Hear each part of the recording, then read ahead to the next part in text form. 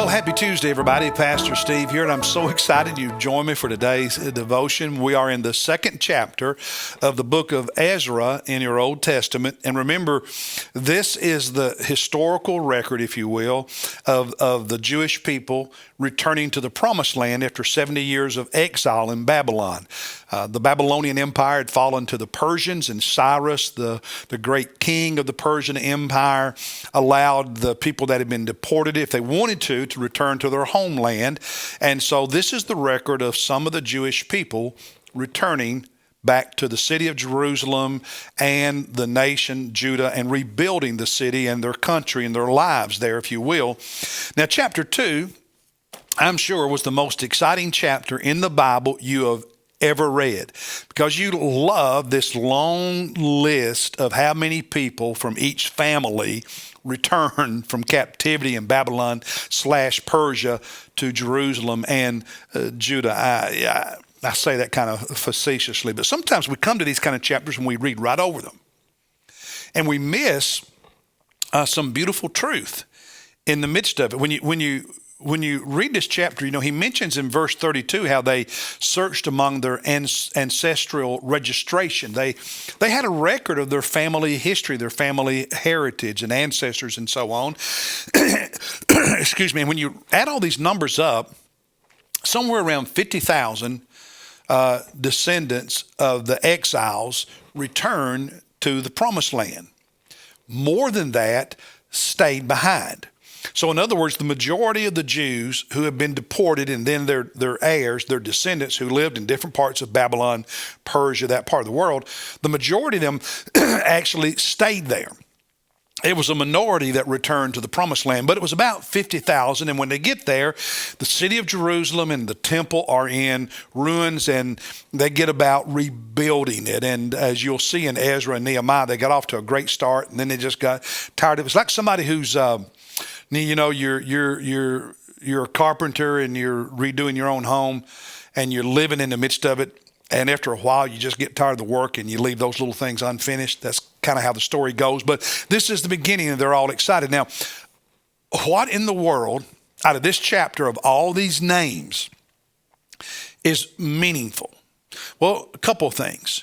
One is the importance of family, because you have here an indication in verse 62, they had their ancestral records. They kept records of who their ancestors were.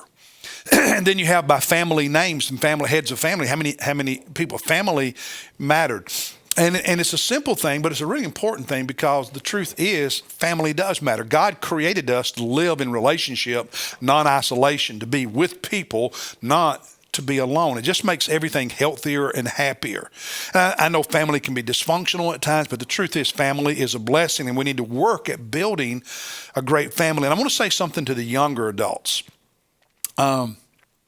Your grandparents will die someday, and some of you will regret that when you were younger, you didn't spend more time talking with them, being with them, but also getting to know their stories. Because the truth is, their story is part of your story. And I want to encourage those of you who are young to spend some time with those who are older in your family and let them tell you their life story, because there are some beautiful lessons and it can be an encouragement to you. But there's another lesson. Family matters, but so does worship. You'll notice at the end of the chapter in verses 68 and 69, as soon as they get back, some of the heads of the father's household, when they arrived at the house of the Lord, which is in Jerusalem. In other words, when they arrived at the ruins of the temple, because the Babylonians in 587 had destroyed the temple. There was just rubble. And when they get there to just the foundation, the ruins of the temple in Jerusalem, it says at the end of verse 68, they offered willingly for the house of God to restore it on its foundation. And then in verse 69, based on their ability to give, they gave. And so they had not even built their own homes yet. They had not reestablished government, infrastructure, industry. They're having to redo everything. But as they're redoing everything, they make certain that part of what they redo is rebuild the temple. They didn't put that off till later. It was as important to them as building their houses and getting society functioning again. And you have mentioned here the Levites and the singers and the greeters. Don't take your family for granted, but don't take the church for granted either. Because if you ignore your family, you will end up regretting that.